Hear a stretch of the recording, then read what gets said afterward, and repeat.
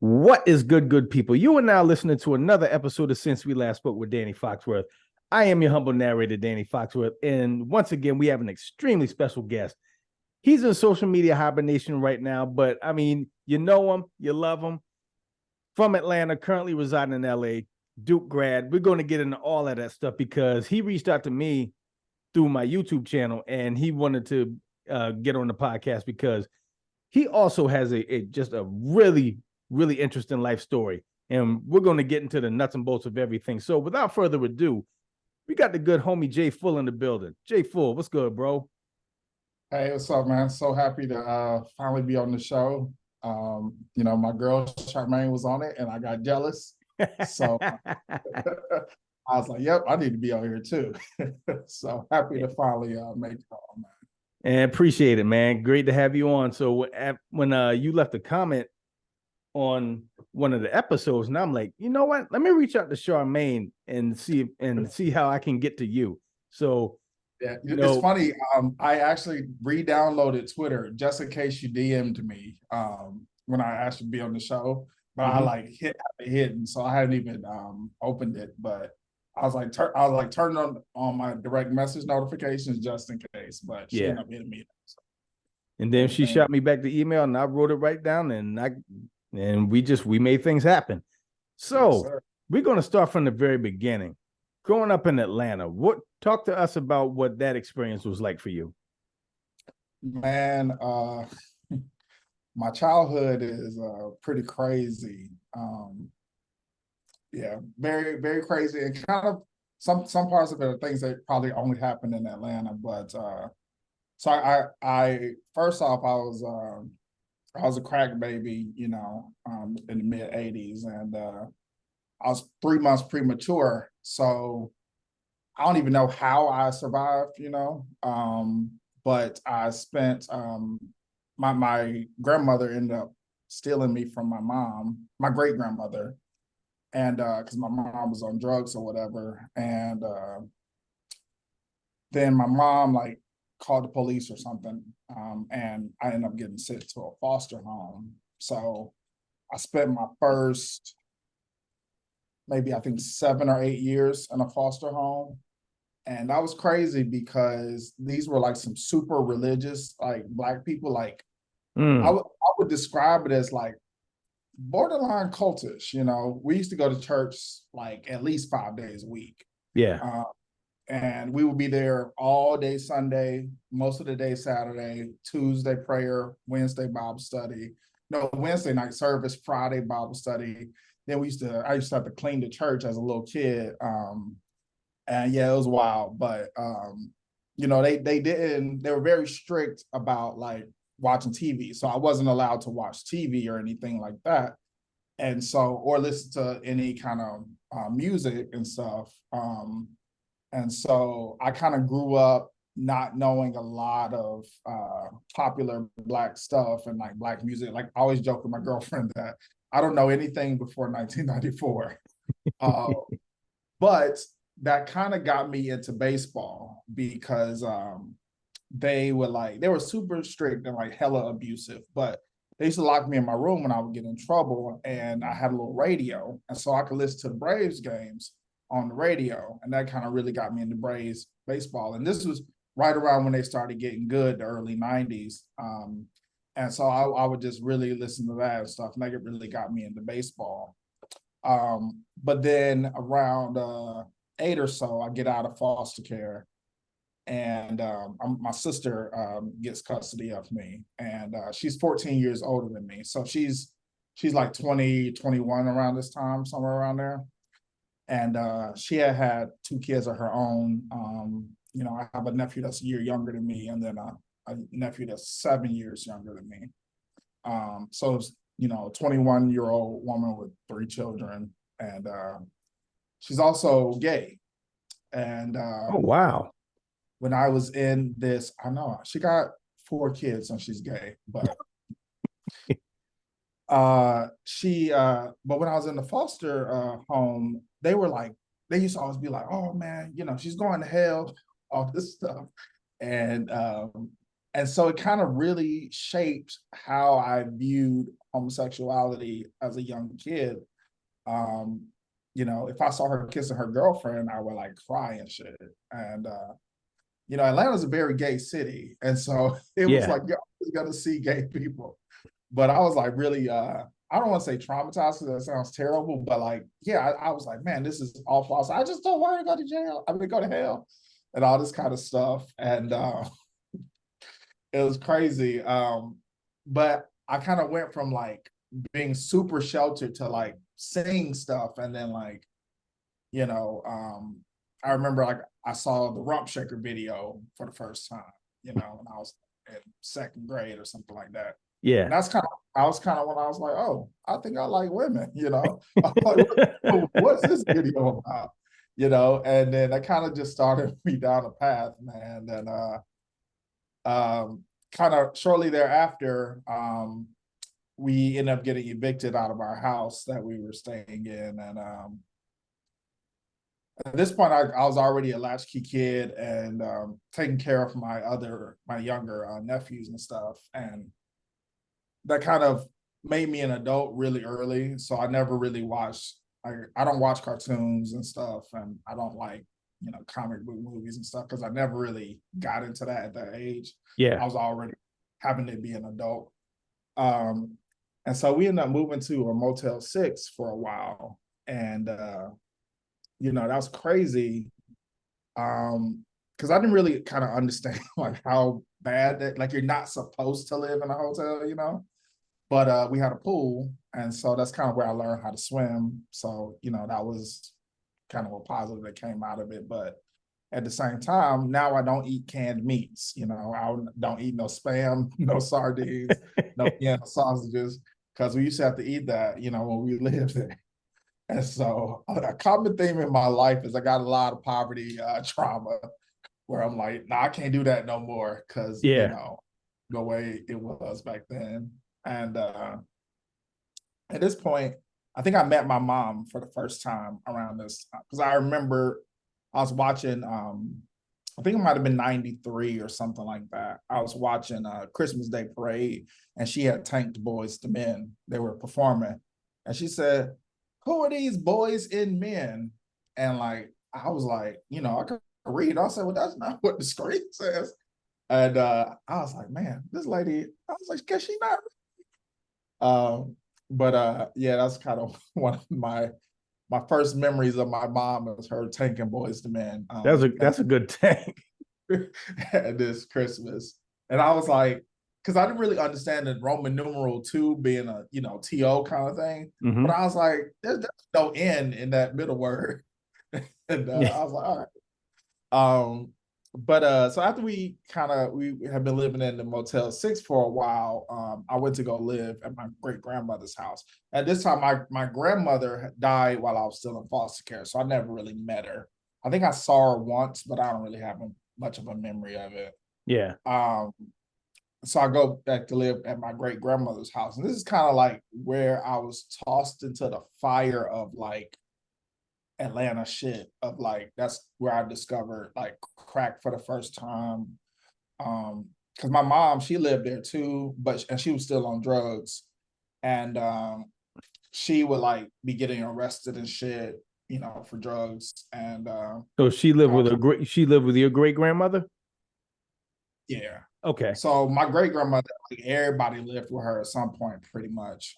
She was just that kind of big hearted person. But unfortunately, like everybody basically took advantage of her. And it's so funny at her funeral, like motherfuckers was crying their eyes out.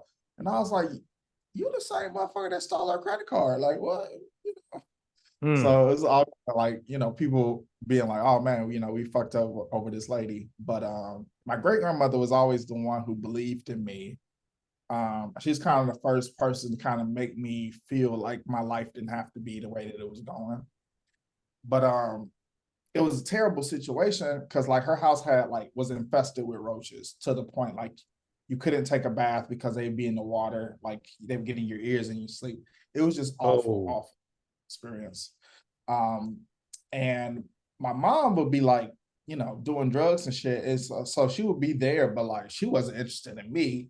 And so I started to feel like that, like neglect on a whole different level. Cause it was different when like my foster parents, they always, would be like, oh, your mom's on drugs and blah, blah, blah, trying to like, just be dicks. Um, but it was different when you can like see it happening. Yeah. And so that kind of became a recurring theme in my life of like,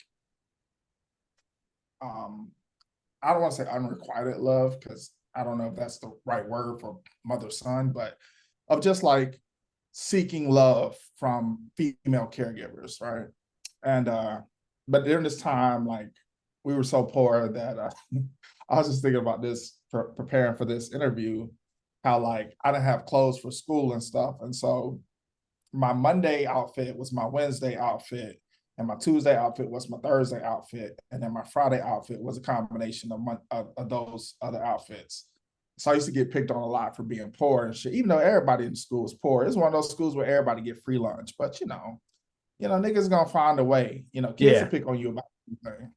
So I used to fight a lot, and while I was here, but I was always like super smart, and so I kind of escaped a lot of punishment, a lot of detention and stuff because my teachers would always, know that I was defending myself or that I didn't start it and stuff. But in the same year, this is when I discovered porn, and I'm like 8 or something, and we discovered like a fucking abandoned house that had like a bunch of old porn boxes. It was like, oh, so this is what women look like without their clothes on and shit. Yeah. And that led to me discovering like Blacktail magazine and shit. And smoking cigarettes. I used to smoke Marlboros when I was like in 3rd grade and shit. Damn. Because my uncle used to smoke, and I think he had like schizophrenia or some shit. And so he wasn't, that sharp. And so you could steal one or two. And I used to smoke at night with my nephew. And we almost burned down my grandmother's house because one night we thought she was waking up, and I like panicked and threw the cigarette in the trash, and she had like Oh, one of those big old like it should have been an outdoor trash can, but it was an indoor trash can, and man, that shit caught on fire. And luckily, I didn't like get scared and run. I just like pour hella water in it, and it got melted. And she was like, luckily, she was like old and kind of like her eyesight wasn't that good, so she didn't really like pay that much close attention to like part of the trash can being melted. But that was kind of like my first and last time. I smoked cigarettes for about 2 weeks, and then I was like, nah, I'm good. Um, but yeah, so I was living here for about maybe a year or so, and my sister's youngest son, he lived with my sister also lived here too, but she was very absent. But like now that I look back on it and I think about like what I was like at 22, and I couldn't even imagine having to take care of 3 kids and shit. yeah. But she'd be out doing 22-year-old shit, like going to the club and all this. And so I was always home alone because my grandmother was there, but she was so old that she needed care, and she wasn't like able, like she could cook, but that was about it. We had to do everything else on our own. And so my sister's youngest kid, he lived with her ex-girlfriend at this time, and her ex-girlfriend's new girlfriend. And so this little nigga used to come over like fresh as hell, got the new Dion's and shit. And meanwhile, I don't got shoes. I'm like my only shoes are my school shoes. So I can't play in my school shoes, Yeah. even though there's Payless or some shit. So I'm like, barefoot all the time. And this little nigga show up with like the Dion's. I remember he had the black suede ones with the first, I think it might have been the first pair of Dion's that came out. They had like a little gold like inlay on them. And I was like, man, these shoes are so cold. And I was like, how come he get to live a good life and we gotta live, in this shit where like we wasn't eating every night and shit. And I ate so much church's chicken at that time because like that was the cheapest, kind of thing. But like we have to like beg neighbors for food and like all that kind of stuff. And this little nigga just living fresh. And so I told my sister, I was like, yo, I don't want to live here no more. I want to go live with them. and I didn't even know what the fuck I was signing up for, man.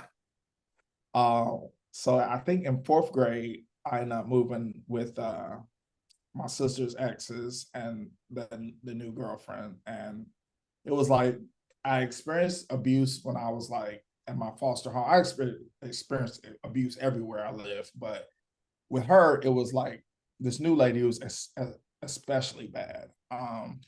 But she had more money. And so like I would be fresh going to school, but I would get terrorized at home.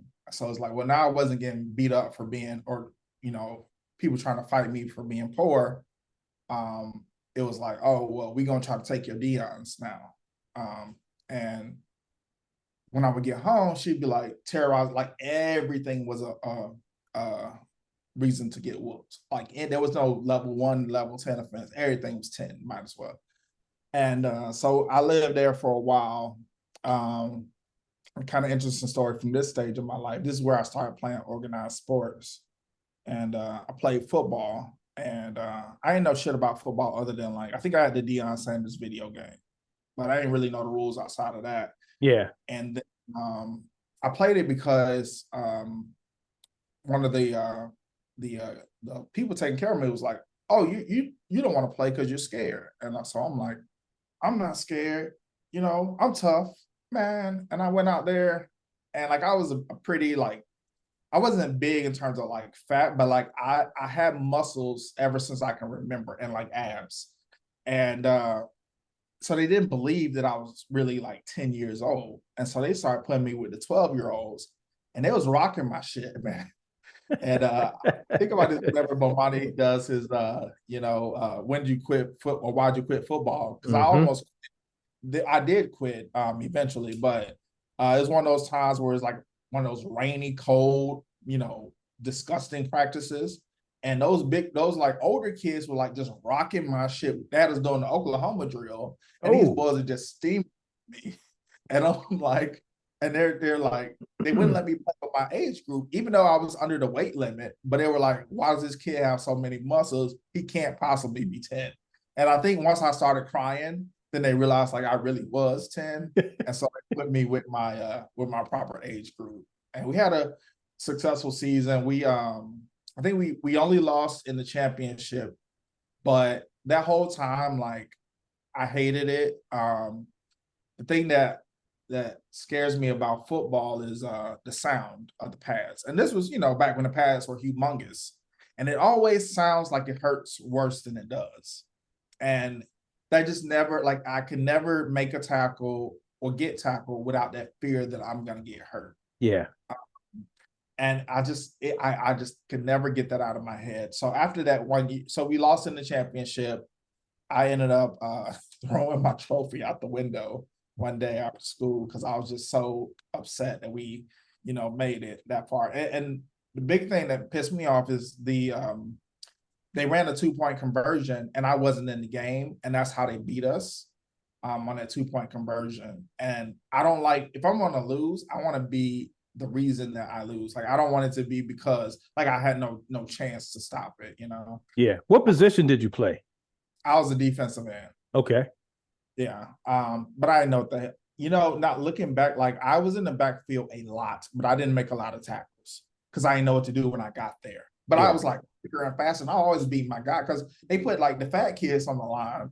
And so I was always in the backfield, but then they'd be like, oh shit, they go to running back, or like I would like I was good at like blowing up a fullback on a sweep or something like that. But when it came to like making the stop, like I was usually the second guy making the tackle, even though I was probably the first one at the point of attack because I just didn't know what the hell's going on. But after that year, I was kind of like, you know what? I proved it that I could do it. I don't want to do this again. I always wanted to play baseball, and because that was my thing. And but I looking back now, I realized that baseball is so much more expensive than football. Yeah. Football, they give you free pass, free equipment because they need bodies. With baseball, they don't do that. And every year I used to be like, it's baseball sign up time. I put it on the fridge every year, it'll pass. And I was like, you know what? Eventually when I got to like middle school, I started to kind of get the hint that, yeah, it's never going to happen for me. So I was like, all right, let it go. Did, But yeah, mhm. hey, keep going. So I lived with these two women for maybe 4 years or so. And right around the time I got to before seventh grade, what in sixth grade actually, I got really sick and my esophagus closed. But I was like a preteen at this point, and I couldn't eat, and the food would get stuck here, and I feel like I couldn't breathe. And the only thing I could do to feel like I could breathe again was throw the food up. Like it would never actually get to my stomach. Yeah. Uh, and so I would just throw the food up, and I would tell my for all intents and purposes, I'll call them my foster parents, but it was an extra legal kind of situation. And I would tell them, hey, something's wrong. First, they thought it was a stomach virus and stuff, and that wasn't the case. And then they were like, oh, well, he's a teenager, and they knew they thought because I had muscles and stuff that like I was like afraid of being fat or something, and so they thought I had bulimia. And so at this point, we had to go to therapy. I had been in therapy for 3 years at this point because of the abuse that we had endured. And so at every stage of my life, like when I was getting abused, I reported it. I told everybody that you're supposed to tell, but nobody ever did anything. But when I was in fourth grade, my nephew ran away because he was just tired of getting abused. And the police caught him like hiding out under. It's so funny. He was hiding out under cars at that same Motel 6 that we used to live at. Wow. And in the rain. And so they thought he was trying to break into cars, and they found out, he's a little kid. And so they were like, well, y'all got to go to a family therapist, or we're sending Jeremy back into the foster system. And so the only person who had custody of me at this time was my sister. And they were like, well, they knew that my mom couldn't take care of me because she was still on drugs or whatever. And nobody else in my family was really, equipped to take care of me. And so the compromise was this family therapist or whatever. Therapist was awful, by the way. But when we go to this, so I'm in like middle school at this point, and they're like, why does Jeremy keep throwing up? And I lost like hella pounds, like at least 50 pounds. So I went from being like the big, diesel person, like where I used to have teenagers when I would go to the public pool, they'd be like, yo, what's your workout regimen? And I'm like, bro, I'm a kid. Like I don't be working out. Yeah. But like I had like shriveled up like I had been in fucking Auschwitz or some shit. And the therapist used to be like, Jeremy, do you hate being fat? And I'm like, no, like I'm not fat. Like I don't. They're like, do you have resentment towards fat people? And none of that. So after about almost a year, they finally took me to another doctor, and we were really poor, so we didn't have like good health insurance, so we could only really do what Medicaid allowed. But we went to this pediatrician that was in like a Black neighborhood, and they were the ones to order imaging on me, and that's where they discovered my esophagus was like 90% closed. Oh shit. Yeah. And so I ended up having to get surgery on it, and they like, cut me open and put a balloon in my esophagus and like opened it up. And I started to like be like, well, I got so scrawny that like I was like, well, I don't want, and I was getting abused, and I was like, well, if I get big and strong, nobody's gonna fuck with me. So then I started like working out crazy, and I would just do push-ups and stuff. Like I would do like prison workouts, what I would now understand to be like prison level workouts of just push-ups and sit-ups and stuff like that. And so I started to like kind of gain my weight. And then at this time I went to a new middle school, and I wanted to play sports, but like I knew I didn't want to play football again because I just fucking hated it, and I was scared of the sound.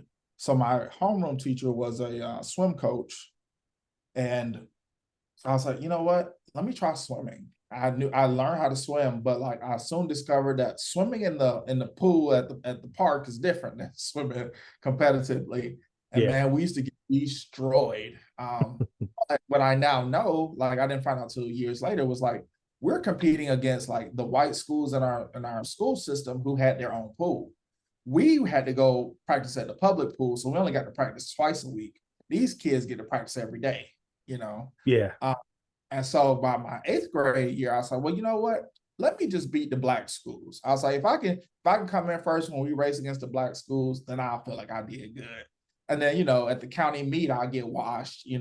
But I was like, did I beat the kids from the black schools? All right, good. And so I ended up winning a couple of awards there, and really, really having a lot of success. And this is so funny because this is back when we like the speedos, the little bikini speedos was still a thing. And now I'd be looking at niggas in the Olympics like, where was this when I was like going through puberty? In the most vulnerable time in the young man's life, I'm out here with getting shrinkage in front of all the cute girls. I used to hate that shit, but I just did it because I wanted to prove to myself that like I had recovered from my illness, and I built my strength back up. And my seventh grade year, I was real sorry, but eighth grade year, I was competitive. I made it onto the top relay team, and we would get a couple of like third places. We only got first on the rare occasions where it was like an all black meet.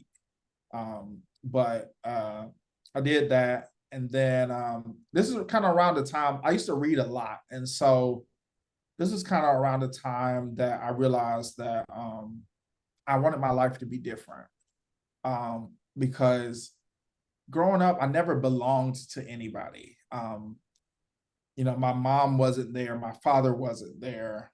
My sister at this time, she was in the picture, but like she was more like I don't want to say absentee dad, but like we would go see her maybe like one weekend a month and stuff like that. And eventually I just kind of got tired of the abuse that I was dealing with. And I was like, you know what, being fresh at school, not worth it. You know, I was like, I what I now understand to be anxiety and shit. Like I used to throw up every day walking home from school because I knew when I got in that door, I was gonna get beat for something. Yeah. It could be something as simple as like forgetting to throw out the toilet paper roll. And so I was like, I don't want to live like this no more. And the therapist that we have been going to, she would just tell whatever we'd be like, yo, this lady is abusing us, whatever. She won't like cook for us and won't talk to us sometimes. And she would just go tell the lady, and the lady just like, oh, so you want to run your mouth, but we get beat when we get home. So it's like I'm doing all the things they tell you you're supposed to do. Yeah. But nobody's doing anything. Now, luckily for me, at this time, like I regained a lot of my weight and stuff, and I was like becoming like a young man, and so I started to get too big for her to like physically beat me and stuff.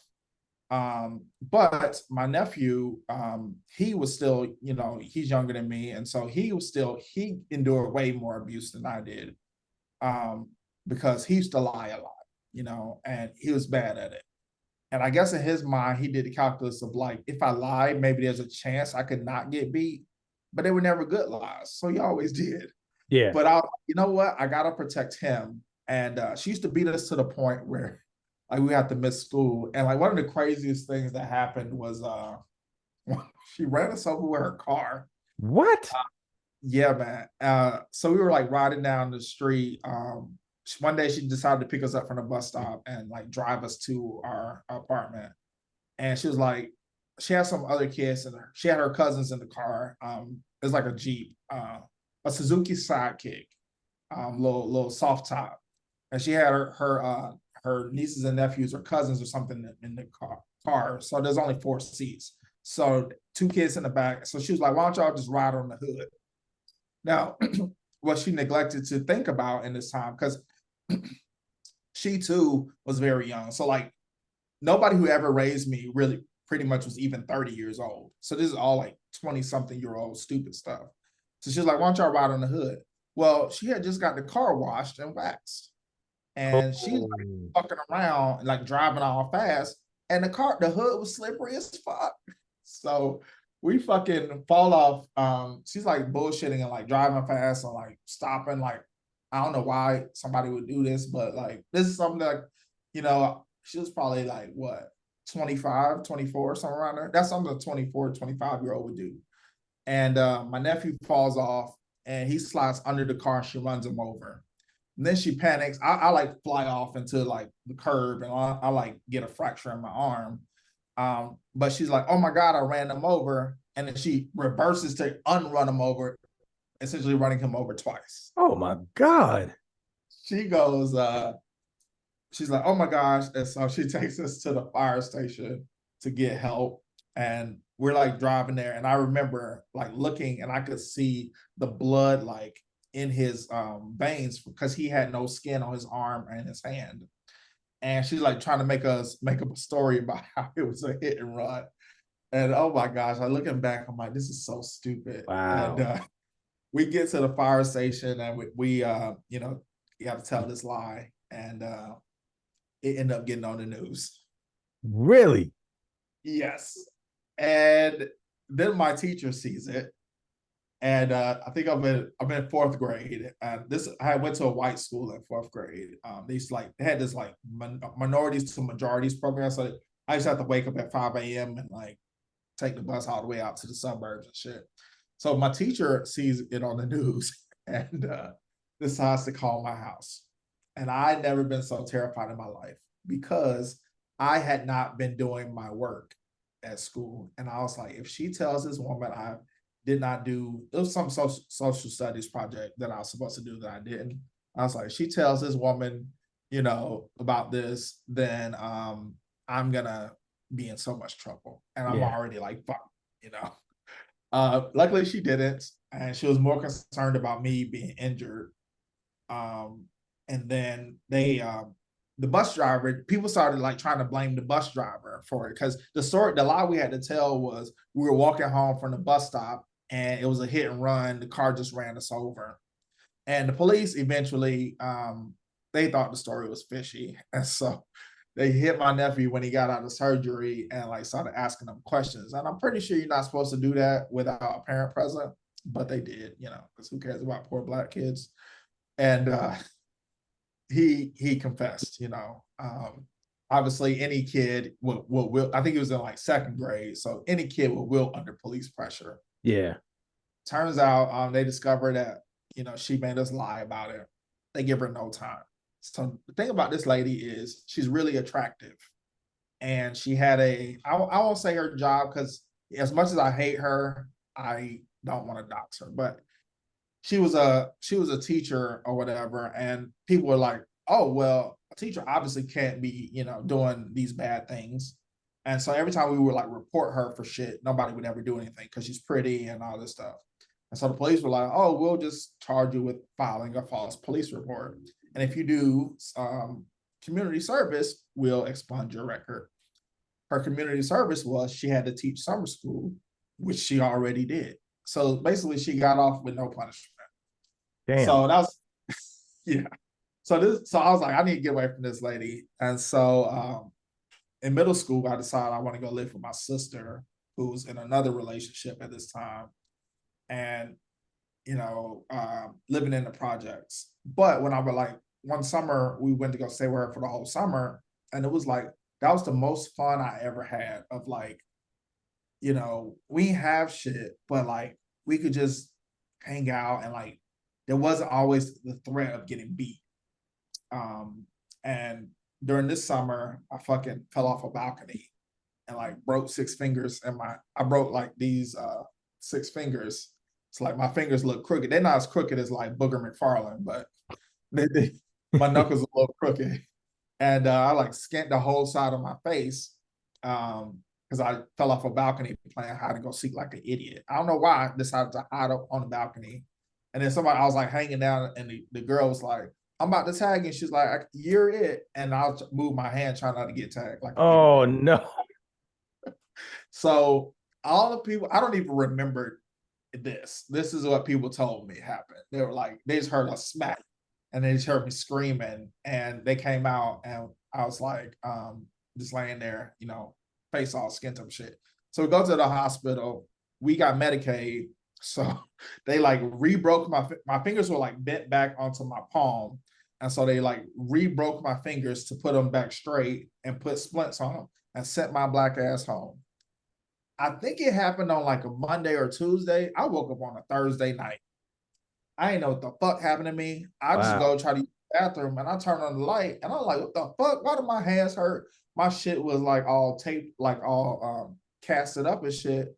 And I started screaming, like, what happened to me? And then that's when I discovered that I fell off a balcony. But it was it was insane, man. So I was like, it just one of those crazy happenings from my childhood. So I lived with my sister for maybe 3 or 4 years at this time. Her and her girlfriend broke up. This particular girlfriend broke up, and the lady moved out with her kids and all this. And then we lived by ourselves for a little while. And then my girlfriend's OG, I mean my sister's OG girlfriend from like when I first got out of foster care moved in, but they weren't together anymore. And then I think it was beginning of 11th grade year 9/11 happens. And this is right when that woman had signed up to go to the Navy. And she like shipped off. And so now we don't have two incomes paying the bills anymore. So shortly thereafter, I think it may be like October or something, we end up getting evicted again. And it was so traumatizing because we finally like started getting furniture in the house and stuff. I didn't realize that it was all like rent-a-center and shit, but we finally had like nice furniture, and like I had a place where like I wasn't ashamed to have people know that I lived there, you know. Yeah. When kids in the neighborhood wanted to come like kick it, I'd be like, oh yeah, you can come in now. But before I'd be like, no, nobody coming in our house. And so it was like we finally had like nice furniture, and then slowly they started to disappear. And then next thing you know, we were evicted again. And then I had to go live with the abusive lady. But at this point, I was bigger, stronger. I knew she couldn't beat me no more.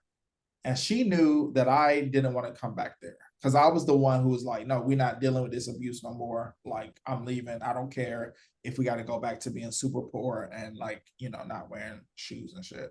Yeah. And so then she was like, well, I'm just going to make your life hell, you know? And so she would just be as emotionally abusive as she could be, because she couldn't physically harm me anymore. So she would do stuff like not cook dinner for me. When I had like I couldn't participate in school events because she would refuse to come pick me up. And so I went to school all the way across Atlanta because people at this point, like it was well documented that I was like really smart. And so that was like a positive for me of like I had teachers pushing me along the way to like try to get to the best school I could. And so I went to the best school, like public in Atlanta public schools, even though it was shit. But you know, I saw about like it would take me like 2 hours to get to school every morning. Really?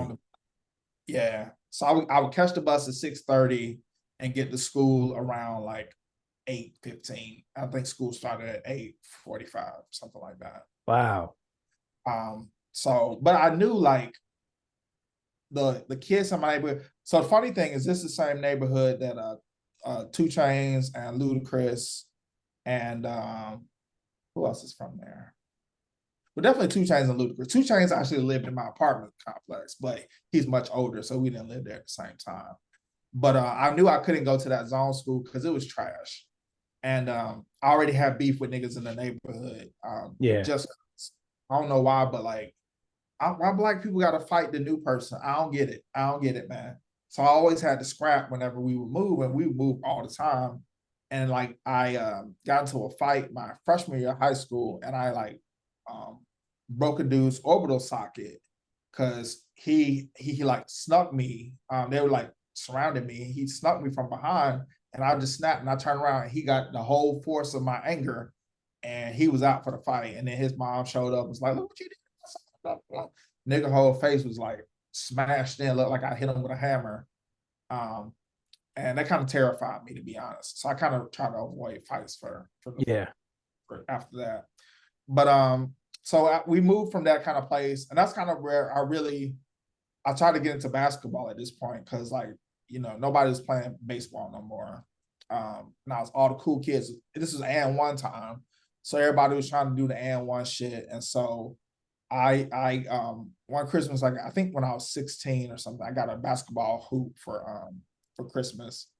And it was cool until it wasn't. Because all of a sudden all the drug dealers start trying to hoop. And when you be like, no, you can't get next, and a nigga pull a gun on you, well, then Yeah. basketball not fun no more, you know?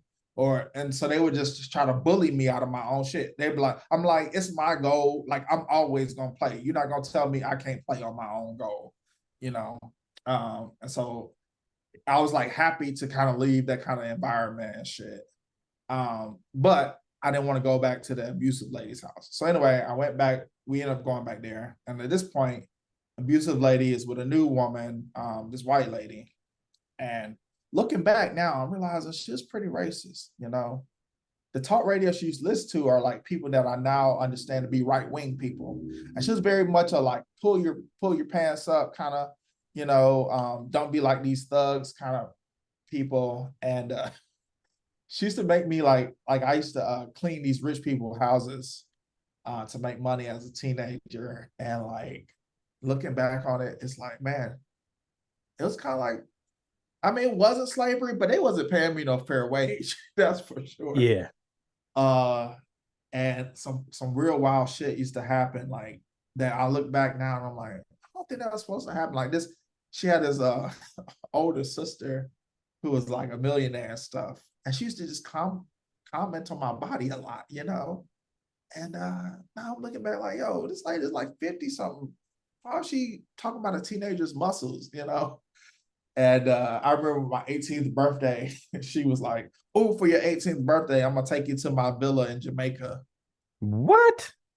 I'm like, Bruh. now looking back, I'm like, why would a 50 something want to take a 18-year-old to a villa in Jamaica? Luckily, she got so plastered that before the flight, like we were flying standby and they didn't have any seats.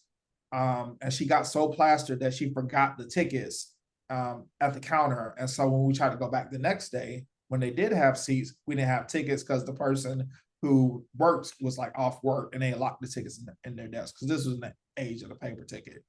So I ended up not going. But looking back, I was like, yeah, that's not normal. But so yeah, it was crazy dealing with them. But it was more like the more I experienced and the more I started to like, I used to read a lot and I'll just kind of be like, yo, my life isn't normal and I don't want my life to be like this. I was like, all of this shit I'm going through is not my fault. And I was like, I made it a point that like, I'm going to control my own destiny. I'm going to take advantage of, you know, the opportunities that are given to me and I'm going to chart my own course. And it was kind of always understood that I had to go to college. And my grandmother always used to tell me, you know, Jeremy, you're going to be the first one to go to college. You're going to be a doctor. And I'll be like, okay, you know, I didn't want to let my grandmother down. And so, you know, I started thinking about college and shit. And this is how I ended up playing football for the second time. I was in this program called International Baccalaureate, which is like, you know, extra hard high school and shit. And so we had to do like extracurriculars and you had to have like, I don't know, maybe 100 hours of what they call like community action or community arts or service hours or something. So you had to either, you know, play a sport, play an instrument, or do community service. And I was like, well, I was already playing the piano at this point because I wanted to get out of ROTC. And I'm like looking back now, I'm like, yo, I went to one of those high schools where I'm like, this shit ain't normal. You know, they would put all the black kids in the ROTC and shit. And they made us take the military exam, which I didn't know everybody don't do that at their school. But I want to get out of ROTC, so I was taking piano. And I was like, well, if I want to go to college, I need to make myself like appealing. And I was like, well, what if I'm a football player who also plays the piano? So my senior year, I decide I'm gonna go out for football, and I missed summer training because the abusive lady wouldn't refuse to take me. And my high school was in like the rich suburb. Well, it was still in Atlanta proper, but it's in a really rich neighborhood where the public transit didn't run on the weekends. And Oh. the actual matter of fact, the buses stopped running after like 6 p.m. So it's basically only like time for people's house staff to like get back home and then the buses would shut off. And so I missed camp and all that shit. And so I knew I wasn't gonna play, but I just wanted to be on the team so I could put it on my college application. Yeah. We were so trash, like it was disorganized. We ain't had no weight room. I didn't know that, teams have weight rooms until I got to college. And I was like, we didn't have no like schedule for practice. There was no, I never got a playbook. And I used to ask the coach, like, isn't there a playbook? Don't I need to run play? He's like, no, all you need to do is run cover two and make sure you jam the guy at the line. Man, we used to get shredded up every week. And like we'd be getting blown out. And I'd be like, yo, coach, like we're down by like 40. Can I get in the game? And he'd be like, no, you ain't coming to practice this week, so you can't get in the game. And so I'm like, when I would come to practice, like it was so dysfunctional and stupid that I hated it. And so like if I had some school shit to do, I'd be like, fuck practice, And I was working at Blockbuster at this time. I ended up getting fired from Blockbuster over a scandal.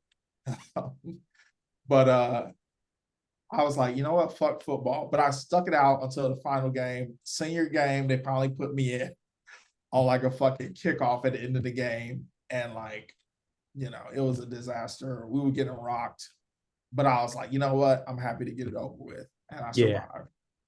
And right around this time, I got fired from Blockbuster because it was Blockbuster in the hood and it was on a known like whole stroll in Atlanta. And so when I'll be like trying to leave work and stuff or like coming in early in the mornings, prostitutes would be propositioning me. And I'd be like, yo, I'm a kid. Like, yo, what the fuck? Like, get off of me. Or like one time I remember one of the prostitutes was like talking to me while I was waiting for the bus. And all of a sudden her pimp roll up on me and like threatens me, thinking I'm trying to like get some action for free. Yeah. And I'm like, what? Like, I didn't really know what was going on at the time. Like, I didn't really understand like how that's considered an offense, I thought I was just talking to another person at the bus stop who, I figured she had worked the night before, or was about to get off or something. She was dressed, kind of skimpy or whatever. But I never was thinking about sex at that point. But I ended up getting fired because they had this policy where you can only rent 3 movies at a time until you rent, I think, like 25 movies or some shit like that. And turns out this is not official Blockbuster policy. This is Blockbuster in the hood policy. And so I'm working the register one day, and I guess I just had the wrong Black woman because she was not having it. She cussed my little ass out and said, I don't believe this policy. I can rent as many videos as I want to at these other Blockbusters. So this ain't no Blockbuster policy. And I'm just being like, well, that's what they told me. I ain't know, I'm a kid. And she's like, I'm calling the regional manager. And I thought she was just, blowing smoke or whatever. She sure as fuck called the regional manager. And I, like, during the week, I didn't really work. And so I only worked Friday, Saturday, Sunday. And so I get back the next week and they like, Jeremy, the regional manager, said you got to write an apology letter to this customer and admit that like you were acting on your own and you made up that policy. And I was like, no, fuck, I don't. I was like, I'm not doing that. And so I wrote the letter, but in the letter, I just snitched on everybody. And I was like, they're the ones that made it up and they told me this and I just did what I was told. And so I like sent the letter to the regional manager, and then they basically just stopped putting me on the schedule after that. And I got eventually. I was like, all right, I guess I'm fired. And so I left there. But I was like out of a job at this point, and so I needed to make money for college applications. So I had to go back to the grind of cleaning rich white people's houses and cutting their grass for like peanuts, man. Like, they would pay me like $20 to like mow their lawn and clean their house. And like, what? That ain't fair nowhere. Yeah, that's crazy. And I remember senior year, I needed money for the prom, or maybe it was junior year, but I needed money for the prom. So I paid at this lady's house with like as part of a paint crew. And they might have given me $200 for like a week's worth of outside painting work. And like looking back, I'm like, yeah, that's no fair wage, man. Yeah. Oh, but I ain't know no better, man. but eventually I decided to go to college. Well, I was applying to college and stuff. I ended up going to Duke because I didn't have money to visit colleges, and the lady wouldn't like. She refused to help with anything. She wanted me to go to Columbia, and it's kind of weird because she was like, "Oh, you can go to Columbia and you can stay with our friend who was like this rich gay white man." She was like, "Oh, he has this condo." Who apparently the big thing was like he lived next door to Penelope Cruz, and I was like, "Oh, I knew Penelope Cruz, I think from Vanilla Sky or some shit." So I thought it was cool, but like looking back, I'm like, why is a old gay man trying to let a 19-year-old or 18-year-old black kid stay in his place? I was like, I don't know. I didn't think, I was like, that seems suspicious, like looking back on it, Um, What just real quick, what other schools did you apply to? so I applied to Columbia, Howard, WashU, St. Louis, and Duke, and Morehouse. Okay. And I knew I wasn't going to go to Morehouse because I needed to get away from Atlanta. And I live like not too far away from Morehouse, like maybe like 2, 3 miles. And I was like, yeah, I can't do that. I was like, if I'm going to be anything, I got to strike my own path. I got to get away from these people. Yeah. Um, I went to visit, so WashU St. Louis, at the time, they were ranked like number 3 or they were in the top 5 in the rankings. And they flew me out for a visit. And I get there and they ain't had no chicks, man. It was like there was no black women. And growing up in Atlanta, like my life is pretty much all black. My Yeah. high school, and when I first got there, it was like 50-50. But then they shut down one of the hood high schools and moved into our high school. So then all the white people left. So by the time I graduated, I think we might have had like less than maybe like 10, 15 white people in our class. And so my whole experience going on has just been black, black, black. And I get there and like, for one, I discovered that there are rich black people. And the kids they were talking about, like the guys were talking about driving Benzes and shit and going to private school. And they talk all proper.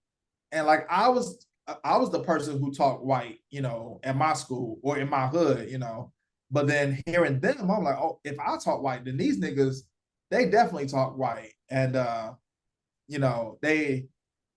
was like, I can't relate to these guys. And then my host was like this Middle Eastern kid, and he had a black girlfriend, and he was like, "Oh man, my girlfriend's so hot, she's got to be the hottest girl in the freshman class."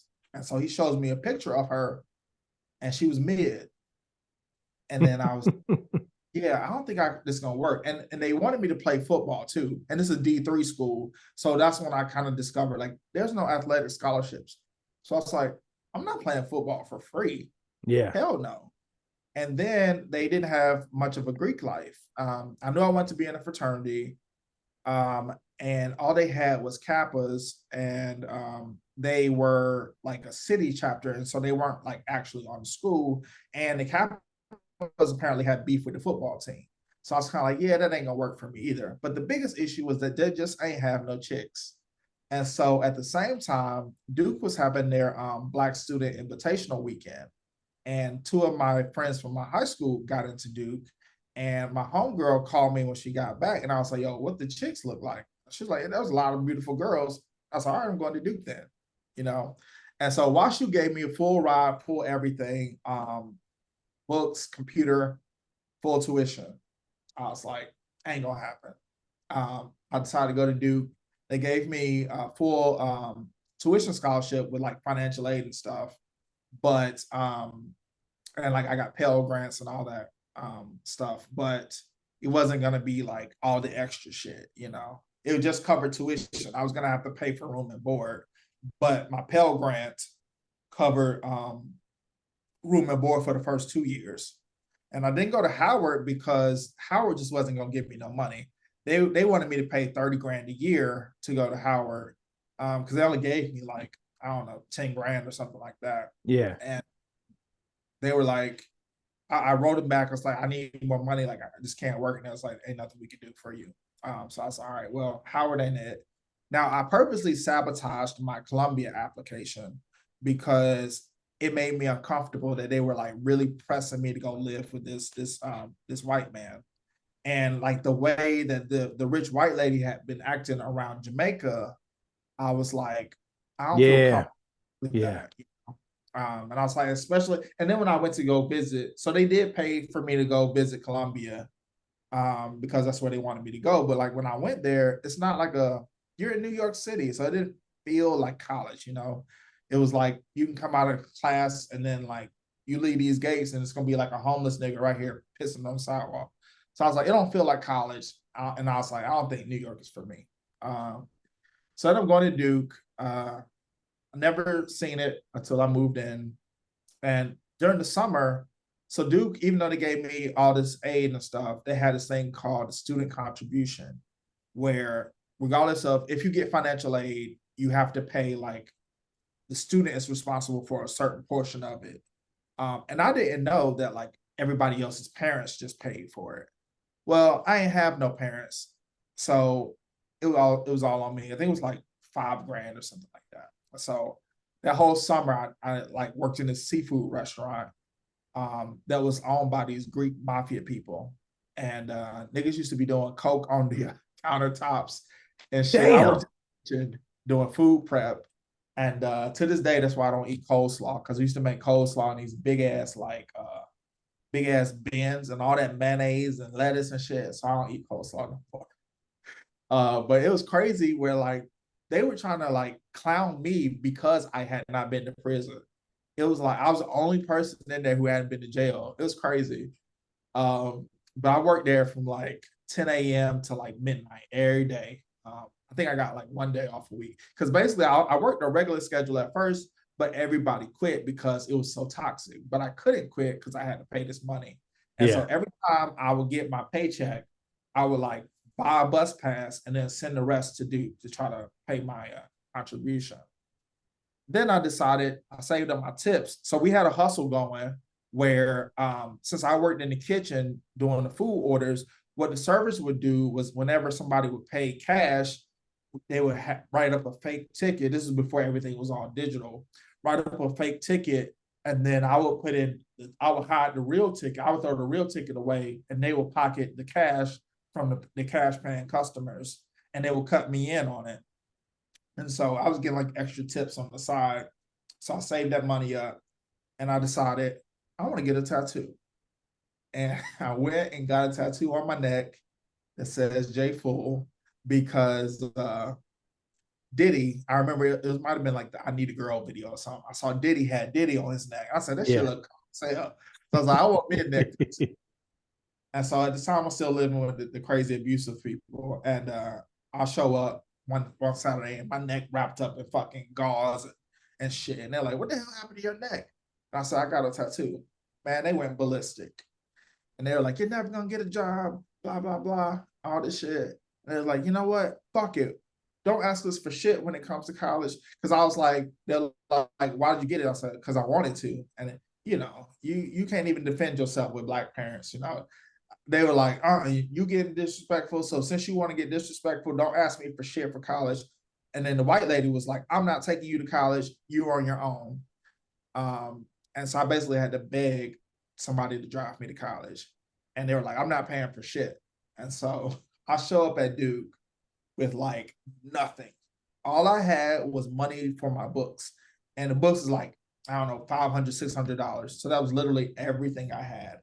I had enough money to get like a little desk fan from the bookstore because we didn't have air conditioning in the dorms back then. And it was Durham, hot as fuck. And so I had a little cheap ass fan that was so hot that, like, I mean, so weak that if it was on my desk, it couldn't even blow papers off. And I was Wow. miserable. But I get to do, I have like, I'm so poor, I don't have a blanket for my bed. I only have one set of sheets. I have like, you know, a little bit of clothes. And my roommate couldn't have been the more polar opposite. This motherfucker went to school with Prince Harry and them. Oh So shit. rich, rich. Nigga, he was American, but he grew up in England. And nigga used to be wearing like loafers that I'm sure cost more than everything I owned. and we couldn't have been more different. But I was so poor back then that like in the winter I didn't have no blankets. So I had these big ass oversized because this was back in the baggy clothes era. So I had like maybe like a double X or triple X Outcast sweatsuit that I used to sleep in. I would like put on two of them and like sleep in that and stay warm. And it was crazy. Um, but yeah, Duke was an experience, man. What was your major? I started out pre-med, and like every first generation person, I thought I was going to be a doctor. And then I got a D in chemistry my first semester. And then in second sophomore year, I got I had to drop it because I dropped organic chemistry because I like got like a 20 on something on my first exam. I was like, Oh yeah, this shit. hurt. So Duke is the kind of place where like, you know, even though I went to the best school in Atlanta, it wasn't, it was a joke. I never had to develop study skills. I never had to study. It was like the test was going to be exactly what was in the notes. And so if you memorize the notes, you were going to be good. Well, Duke is the kind of place where like if you can regurgitate the notes, at best you're going to get a C. That's kind of like if you want to get a B or an A, you got to go beyond what's in the notes. And I didn't really understand that. So I struggled mightily. I think my first semester, I had like a 1.8 GPA. And back then, Duke would send your grades home. And so I remember Christmas break, I was back in Atlanta. And the crazy lady was like, you know, what's up with all these grades? You know, why aren't you doing good in school? And I had to hit her with her own shit. I was like, let me worry about my own grades. I'm paying my own tuition. You're not paying it, so you don't get to tell me what to do. She ain't like that. So that was kind of like we were already like the relationship had already gotten super contentious. Like she wouldn't let me come home for Thanksgiving because she said that I didn't call enough. Mind you, I didn't have a cell phone. I didn't have money for long distance calls. I didn't have a computer. Yeah. So how was I supposed to do that? But so when I got back for break, like she was already like kind of pissed at me or whatever. But then when I said that, she didn't like a piece of her own medicine. Because every parent say, I pay the bills, I make the rules. She didn't like that when I was like, you know, let me worry about myself. And so that was kind of like the beginning of the end for our already contentious relationship. So I basically struggled for the rest of my career at Duke. Like I graduated in the bottom 20 of my class, not 20%, 20 people. But or that might have been, I think at the lowest I was like 16 from the bottom. They used to put your rank on your transcript when you would look it up online. Luckily, if you got it printed out to like send to a job that didn't put it on there. But yeah, I kind of always knew I was in like the bottom 100 of my class out of like, I don't know, 1,600 people or so. But I just didn't know how to do college. I never had study skills. And also I didn't know that I had ADHD. And because it never, like I always got in trouble in school, but it was always, you know, Black people think that's just you being bad, you know. They never think, oh, something could be wrong, you know, you could have a learning disability or some shit. And I always got A's. And so, you know, nobody ever thought it was an issue. But I ended up joining a fraternity my sophomore year. And it's funny because you have to have a 2.5 to get in. And I never had a 2.5. Now, luckily for me, our advisor was like corporate counsel for the national organization. And so he was able to like get me a waiver to get approved. So I became a Sigma there. And I kind of went into college open. I was like, I don't care what frat I want to be in. I just know I want to be in a frat. And the frats there, like Sigma was the most popular. They were the ones that won the step shows, had the best girls. The alphas, they would always be like, oh, we were the first and all this, but they would be on the white girls. And me coming from Atlanta, I'm just not into that, you know? Then the Qs, I didn't want to be with them because they were like meathead football players. And then they used to always be trying to like fuck the freshman girls. Yeah. Same with the Kappas. And the Kappas, I just thought it was corny, but they was like real rich. So I remember there was this Kappa who did a summer internship, and the nigga bought a Jaguar with the money. And so that's when I was like, oh, so Wall Street be paying like that, huh? So this nigga pull up, nigga all curly, got the extra juice in his hair, pull up in the loudest little Jaguar you ever heard. And I was like, and all the girls is like all on his dick. And I was like, you know what? I need that to be me. So when I decided I wasn't gonna be pre-med anymore, I, like an idiot, decided to major in economics, which is the hardest major at Duke. But it's also the most popular because everybody wanted a Wall Street job. This is before the crash or whatever. So I started doing that, struggled mightily. I did good in the first couple of classes, but once they started introducing calculus in it, I was like, oh, this is way different, you know. And I remember I hired a tutor, and the rule was if you can't afford a tutor, the school will pay for you to have one. The intro classes had free tutors, but after that, you had to pay for one. So I went to the my teacher, and the department person was like, I can't afford a tutor. Can you give me money for it? They said no. So I paid for a tutor out of my pocket.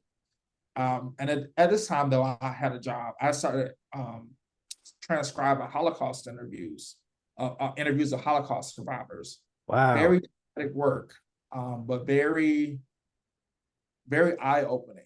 You know, it kind of a tangent, but it made me realize that like everybody who was not, you know, a Nazi soldier tries to pretend like they had no part in what happened. But there were so many stories about people talking about how their lifelong friends turned on them, and like, you know, they were hiding out and people like snitched, or like people who they thought were their friends would like come and take over their business when they went to the ghetto or whatever. It was crazy. But I did that for a year, and I had a little hustle going where I knew that if as long as I showed that the file was edited, like the metadata in the file on the computer would show like a new save date, then I could just put in whatever hours I wanted. And I had that going good for a while. And then I tried to put my friends onto the hustle, and them niggas was not even doing that. And so I was like, they're gonna get me caught. And then right around this time, somebody that was like an upperclassman had got kicked out of school for fraud for their wages. And I was like, okay, it's not gonna happen to me. So I resigned. I told my people like, y'all need to quit before we get caught. And then I started working for the football team at Duke. So that was like one of the higher paying jobs on campus. I think we paid like maybe like $12 an hour or something like that.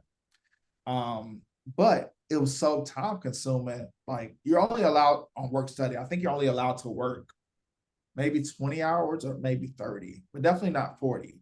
But we was working definitely 40 hours a week, you know. And it was a grind, but I love football.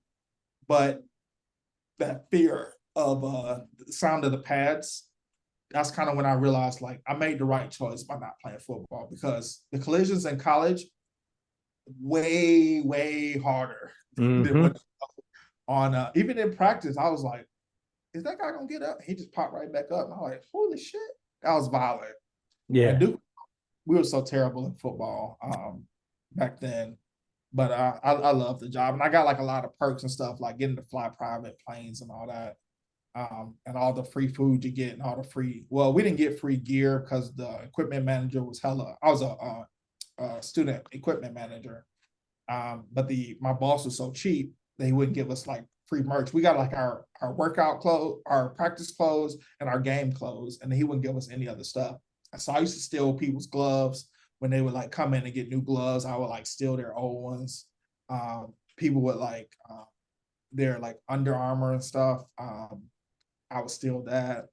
So I just used to like at the end of the season when people start, you know, getting rid of their shit, I just like, yep, give me that. And I had a bunch of shit like that.